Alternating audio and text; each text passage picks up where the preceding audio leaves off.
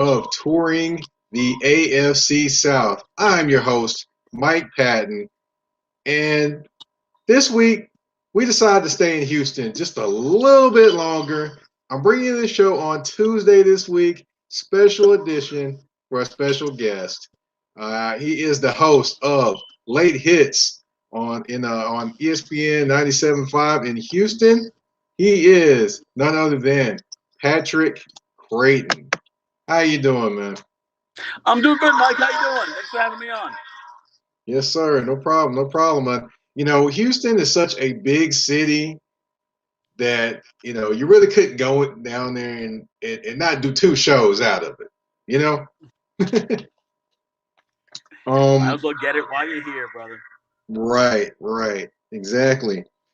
And I talked to someone last week that actually is a longtime Houston fan, and he wasn't very enthusiastic about Houston at this point in time, which can I blame him with all the things going on? No.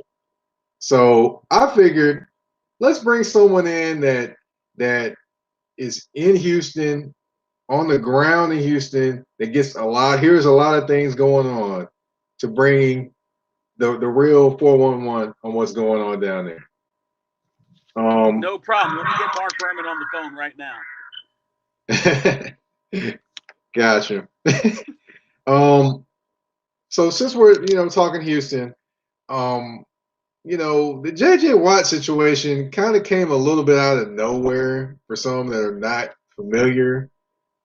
How did that situation kind of come about? Do you know any kind of the details of how that kind of came about? Well, it it seemed like it came out of nowhere, but if you peel the onion back a little bit, you get an idea of how this went down. If you go back to week 3 of the season, JJ had a big blowout with Bill O'Brien that was talked about a lot. A lot of people wanted to point the finger and go, see, that's what got Bill O'Brien fired. He had a big fight with J.J. Watt. Well, the tensions with the Texans players and O'Brien and management in general, obviously, they start with the D-Hop trade. The whole team was blindsided by that. D-Hop was a popular guy in the clubhouse.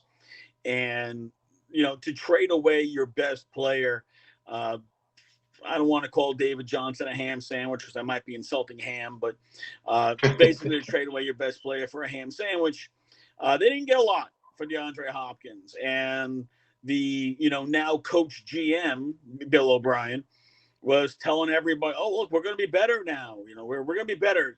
Watson's going to be a better quarterback because he won't have to rely on one guy. So we're going to get him a bunch of guys that he probably can't rely on because either they're hurt, or they're hurt, or in the case of this very special year, they'll also be suspended. And this is, these were, the first signs of the issues, the cracks between the Texans' main, most important players and the organization.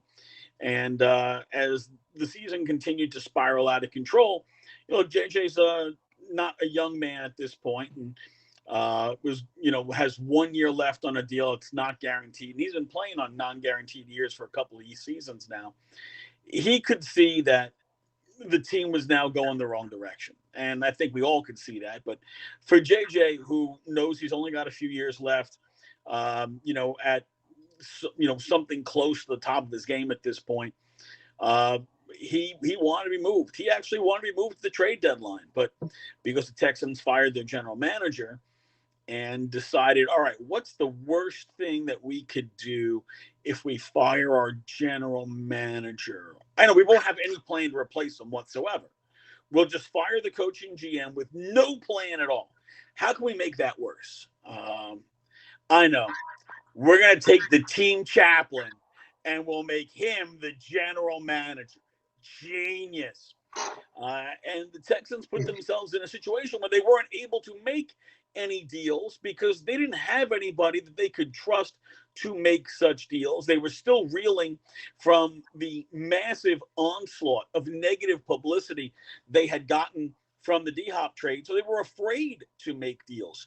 So realistically, JJ's been looking to get out of the organization probably since about a month before the trading deadline of last season. And then, when it all happened, about a month ago or so, uh, James Palmer had reported, James Palmer now with NFL Network, who used to be here in Houston and CSN Houston before that whole thing went imploded and restarted. James Palmer spent a lot of time with JJ Watt, and he said that was not the first time JJ asked to be released from the team. That's something he had asked for several weeks ago. Team hadn't granted it then. So, a couple of weeks went by, and then the team decided they would grant his release. So, while it did seem to a lot of people that it kind of came out of nowhere, it's something that's been brewing now, really since like October of last year. Wow. Learned something new tonight. But yeah, hey, we got somebody saying hi to you. It's Chewy_713 said, "What up, Patrick?" Hey, what up, Chewy? Chewy is a great dude. He's a terrific Houston fan. He's one of a terrific listener at 97.5. So good to see him on the chat. I don't actually know how to read the chat yet, so I apologize. But appreciate you letting me know he's there. He's a good dude.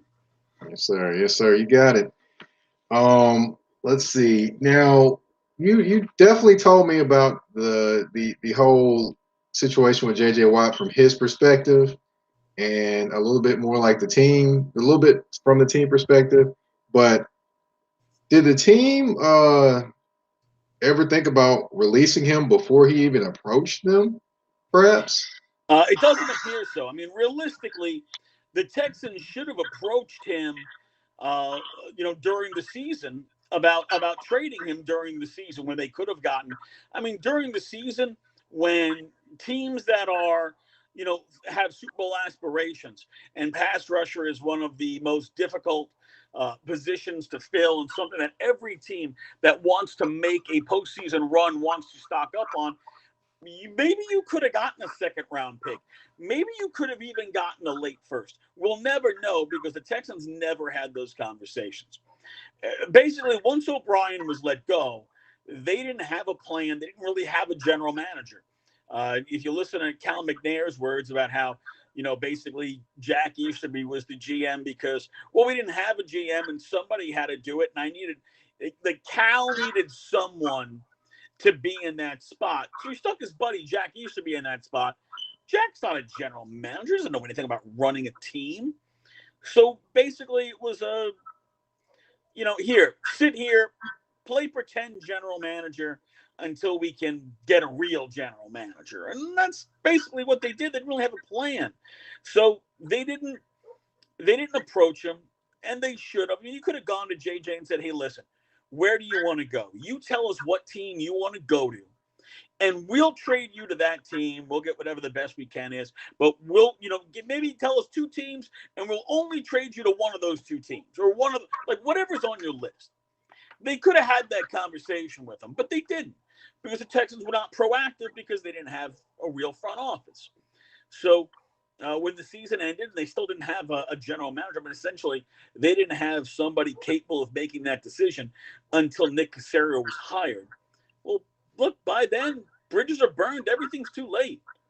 You can't just not talk to a guy that whole time and then let your general manager, and he's just supposed to come in, wave a magic wand, make everybody go from mad to happy. Like that's just not realistic. And while I don't question Nick Casario's chops as a GM, I mean, everybody was really excited about the idea of him coming to the team a year ago when it turned out he had a contract and he wasn't allowed to interview, and the Texans got smacked with tampering and looked really stupid.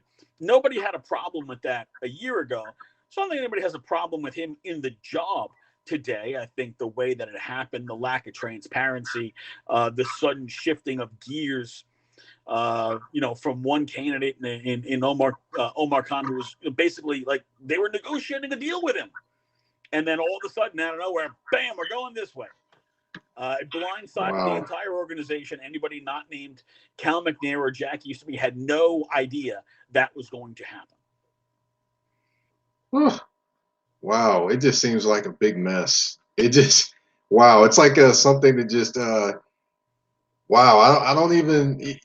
I couldn't write that interesting a story if I wanted to. Just out the top of my head, just wow.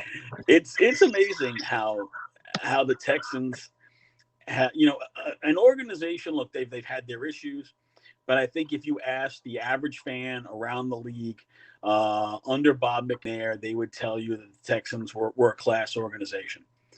I don't think anybody around the league would tell you that today, and that is a really, really big fall in 3 years. Definitely, definitely. And you know, you did answer my question already about what do you think bothered J.J. Watt most about the organization. I mean, it's basically the state of disarray that you just explained to me. Um, Now, since we talked about J.J. Watt, we've got to talk about the other elephant in the room, which is the Deshaun Watson situation. For those that aren't familiar, Deshaun Watson has said and has told the coach that he does not want to play for the Houston Texans. The Houston Texans have some illusion that he's going to play for the Houston Texans. So I just any kind of new updates you got for me there on that one? Well, I would tell you that the Texans still hold out hope that there is some way of salvaging the relationship with Deshaun Watson. I don't think that when David Culley was hired, that the team fully understood just how dug in Deshaun was really going to be. And this isn't on David Culley because look, this is got nothing to do with David Culley or Nick Casario. This is between Deshaun Watson, Cal McNair, and Jack Easterby. But I don't think Culley was quote misled when he was hired, but I also don't think the organization as a whole had a picture of just how serious Deshaun was about not wanting to play for the Texans and wanting out. And it's been reported for a long, long time that he doesn't want to be a part of this organization. And it goes back to basically the disarray of the team, the lack of direction, the lack of accountability, and some outright lies.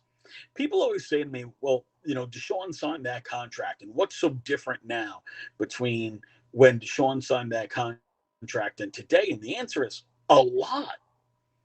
Like, since Deshaun signed that contract, the head coach and general manager were fired 4 games into the first season, after which he was officially given the title of general manager. So the Texans and Cal McNair thought so much of Bill O'Brien that they consolidated the head coach GM position together into one position essentially, and then bailed on that in 4 games. Like, that Yikes. makes no sense whatsoever. That's just Not a completely lick of idiotic. sense. Whether you thought Bill O'Brien should or shouldn't be the GM, whether you thought he did a bad job or not, to punt on that in 4 games and to do so with no plan of succession tells you the Texans were already in disarray. And then again, they decided, well, we don't have a plan GM. We'll just stick Jack in there as GM. The entire locker room hates Jack Easterby.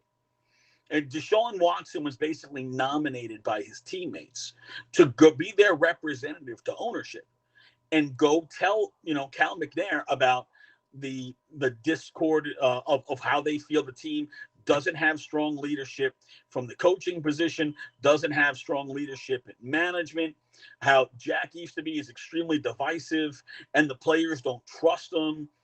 And Cal's answer to this basically was bleep you, right? Because Cal told him, Cal was the one who told us he was going to let Deshaun Watson be part of the GM search. And that GM committee included Deshaun Watson and his agent. It included former team president Jamie Roots. It included a number of people within the Texans hierarchy. And basically all those people are gone, except Deshaun, who wants to be gone. Because like I said, they were negotiating with Omar Khan of the Steelers. He was going to be their GM. They were negotiating contract terms, and then the Sunday after the season ended, all of a sudden, Cal and Jack are on a plane to go hire Nick Caserio, and nobody else in the entire organization had a clue about this. So when the owner Wow. says, listen, I'm going to make you part of the group because what you say is important, and then he basically gives you the bird. And, like, I'm going to tell you what you want to hear, and as soon as you turn around, I'm going to flip you off, and I'm going to do whatever the hell I want. Well, that's basically what happened. So why should they trust that they're going to do anything the right way?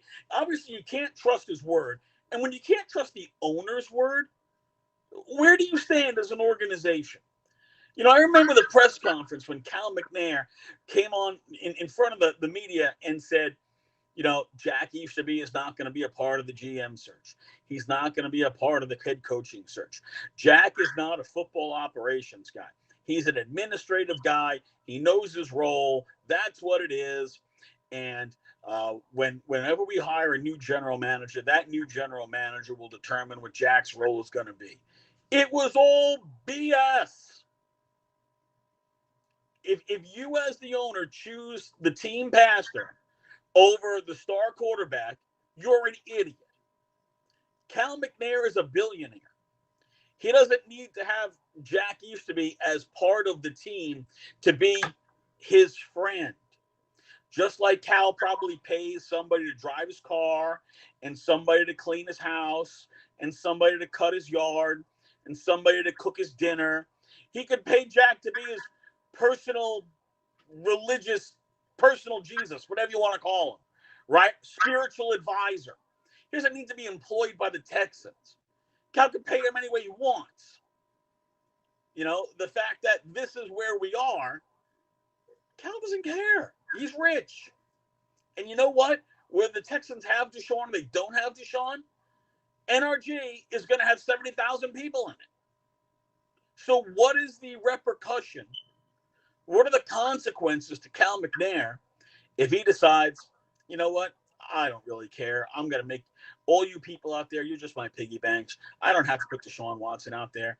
I'll go sign Tyrod Taylor, and we'll give him a $6 million salary and let him get some bonuses up to $12.5 million. If we got to play him, we'll play him. We'll try not to let our team doctor, stick a needle through his lung or anything like that. But essentially, if we're 2-14 next year, there's going to be 70,000 people in the seats, and the parking lot's going to be full, and everybody's going to be tailgating and get into the stadium, and they're going to buy concessions, and they're going to buy merchandise, and I'm going to make all the same money I would always make. So why does he care? This is Wow. why Deshaun wants out. Deshaun wants out because he feels the owner has lied to him on multiple occasions. And the truth is, he has. He's lied to Deshaun. He's lied to Deshaun's agent. He's lied to the Texans players. He's lied to the Texans staff. He has lied to you and me and anybody else that gives a flying rat's tail about this organization. He's flat out lied to all of us. And he doesn't care because he's rich. And Mike, I want to be so rich that I can lie to my ass off to everybody and it means nothing. Oh boy, oh boy. I want to be that rich, brother. Oh, it would be fun to be that rich, right? Where did I Boy. go wrong in my daddy choice? Definitely, a messy situation there too. So, in terms of everything, I'm seeing comments over here, and guys saying Mr. Levock is saying Deshaun needs to grow up here and deal with it like a big boy. Well, he is dealing with it like a big boy, Mr. Levock. That's all I can tell you. If you've listened to What anything is that's going on. Deshaun supposed to do? Is Deshaun supposed to just say, well, look, I know in the NFL contracts only matter for players because teams can break contracts with no penalty whatsoever anytime they freaking want. But for some reason, as fans, we hold players to this unrealistic standard like, oh, well, you signed a contract. You have to uphold every single word of that contract or you should be penalized this, that, and the other thing. How come the teams aren't held to the same standard? That's my point too. That's my point too. I don't understand it either. I don't Why understand do why people side people with do that. billionaires over millionaires? Like what makes you more relatable to a billionaire? Yeah, yeah, exactly. I don't get that either, but Well, you know what? If my daddy was super rich, I could inherit a team and I could do stupid things too. Boo yeah.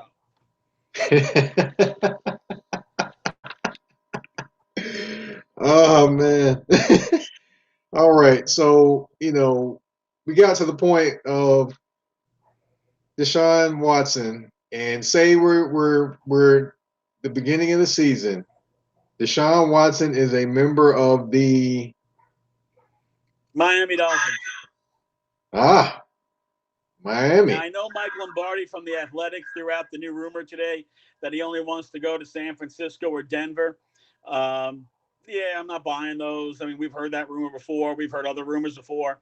We've seen Deshaun basically say, "Hey, I'll go anywhere." If you're willing to go to the Jets, you're willing to go anywhere.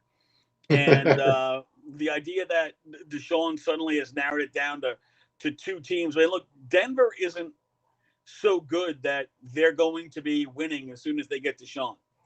Their defense has fallen off quite a bit. Uh, it's not like they're loaded with weapons. Although in that division, the the offensive line in Denver might be better than everybody else's. Now the Kansas City's offensive line, they got to go out and get two new tackles because of injuries.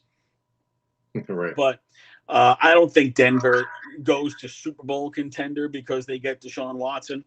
San Francisco might, but I don't see San Francisco having the assets to make that deal work for the Texans. It was only a week ago that the hot rumor was the Miami Dolphins were really hot on for acquiring Deshaun Watson. Should the Texans finally decide they're going to listen and make him available, and that's a team that's got the first round picks, multiple first round picks in this draft, and having pick certainty in this draft is very important. If you're not going to trade Deshaun before the draft, April 29th or whatever it is, if you're not going to trade him at least the day before this year's draft, then there's no reason to trade him for an entire year until you know what the draft order is going to be, and then you reassess your situation then. But if Hmm. Deshaun is insistent and he's not going to play, all you're doing is alienating Deshaun and alienating any value free agent, like anybody who's an impact player. Why are they going to want to come here? They're like, oh, well, people said that nobody's going to want to sign with the Texans. Look who they're signing. They're signing nobodies. They're signing threes and fours. I mean, they're signing guys who are backups. They're not signing anybody to big like impact free agents. They're getting guys who are just. I mean, Mark Ingram. Not one person rang his doorbell for months. Of course, he took the Texans' offer. It was the only offer he had. Yeah. They signed this cornerback out of Cleveland who, I mean, Terrence maybe Mitchell. he's a third corner, maybe he's a fourth corner. I mean, he was like a fringe starter at best last year. And the Texans, look, they don't have. Bradley Roby's an okay corner, and then you got a bunch of fringe guys. So great, we signed another guy who's about the same as what we already had that can't cover. So look how excited I am. The idea of they're gonna do anything. Casario, when you think about the Patriots have done really well at finding like inert value, right? Like hidden value. Guys who they could get for cheap contracts, who came in and knew a role, played a role, succeeded in that role. So you should feel like Nick Casario is going to be able to find guys like that, guys who are going to fit the role that they want to play and that they want that guy to play, and they'll be able to get him for cheap contracts. Because what are we seeing? We're seeing guys who are in demand are getting paid just like always, because the salary cap is half a joke, because you can always tweak the salary cap, move money around, convert salary to signing bonus and stretch it out for 4 more years. There's always a way to tool around with the salary cap. Remember last year the Chiefs had $400 and they went on that mega spending spree with just starting with the Patrick Mahomes deal, and they signed like four other guys. So Right. if you can have $400 and then dish out like $150 million, Why should I feel like this year? Oh well, teams. Remember before the season ended, the Texans were 17 million on the whole, and I think they were like 34 million up because they moved a few contracts and they restructured a few other deals. These are the things that every team does. So the cap is subject to, I guess, subject to change at any time because teams can manipulate it so much. Right. But this is going to be a year where there's going to be a lot of people on the street getting paid less than what they would normally get paid because outside of the very top guys, the money is going to get tighter because the cap is going down. 16 million a team is a lot of money to go down. Right. So teams have moved on from guys. They've restructured guys. They've basically asked certain guys for give backs and pay cuts and whatnot. And from what we've seen historically, generally, if a team approaches a player for a pay cut and that guy doesn't take the pay cut, he gets released and then usually winds up signing for even less than what the pay cut was going to be. So hopefully guys have figured this out by now and said, all right, if they're asking me for a pay cut, I'll take the pay cut this year, go on the market next year after the new TV contracts kick in, which are going to be just absolute straight stupid buku money. And Right. they'll go out and they'll get paid. It'll be a free agent frenzy next year. Yeah, I'm definitely looking forward to what that cap number is going to be and the craziness that's going to ensue. That's why I look forward to seeing a lot of 1 and 2 year deals that are 2 year deals that are basically 1 year deals too. I look forward to seeing exactly what happens next year. Somebody did ask as well, what happens to Tua with that one? Does Tua come to Houston at that point with that deal? Yeah, because if you're Miami and you're acquiring Watson, there's no point in having Tua. If you're Miami, you wanna trade Tua like he's a first round pick. He was fifth overall. I mean, you want to trade him as a first round pick value to the Texans because that it helps save you on more future picks and whatnot. But there's no point in having Tua if you're going to have Deshaun Watson. Deshaun's clearly going to be your starter. Although to me, it'll also make sense if the Texans turned around and said, "Look, we don't want Tua," and the Dolphins turn around and go trade him somewhere else because that's also very feasible that could happen. Tua's only been in the league a year. He's a very talented guy who is last year was coming off a very serious injury. I'm sure there are teams that would be willing to give up a late first round pick to get Tua Tagovailoa. And if the Dolphins couldn't trade him, say, in a deal to the Texans, they could certainly trade him somewhere else and find that mid to late first round pick in exchange for Tua at that point. Gotcha. Well, you definitely have given a lot of information, a lot more insight, definitely to the Deshaun Watson and J.J. Watt situations, and I truly appreciate you coming on tonight. If you can, give everybody your information, where they can reach out to you, where they can hear you, anything you want to give out. All right, so late hits ESPN 97.5, 7 to 9 p.m. Basically every day except Tuesday, hence why we're here tonight. And you can find me on Twitter at pcreighton1. All right. Well, I just want to thank you again for coming on. Again, everybody, thank you for listening. Thanks for the comments. One guy said, at least the Cowboys are good, eh? And somebody said the Patriots We need a need good some comedy, quarterback. baby. We need some. Oh boy! And then this is a comment that you might find interesting. I'm gonna pop it up on the screen real quick. All right, is this the Tua and Jimmy G? Yeah. If Tua's in San Francisco, Jimmy G isn't. Yeah, that's what I was thinking in my mind as well. But hey, I figured I'd pop it up on the screen to see what was going on. But yeah, thank you everybody for tuning in to another episode of Touring the AFC South. Once again, we were in Houston. Once again, special show. We're on Tuesday instead of Thursday this week. Next week, we'll return to Thursday. We may talk a little draft. We may talk a little bit of free agency. You never know. You got to tune in to see what's happening. You can find me on Twitter at MikePat82. You can also find me on the 3-Point Conversion. That's the number 3pointconversion.com. Talking Tennessee Titans and articles. Also, you can find my guys Danny Thompson and my other fellow people there at the 3pointconversion.com and also on Saturday mornings talking sports as well. Thank you everybody for tuning in. and you have a great night. Appreciate you having me, Mike. Yes, sir.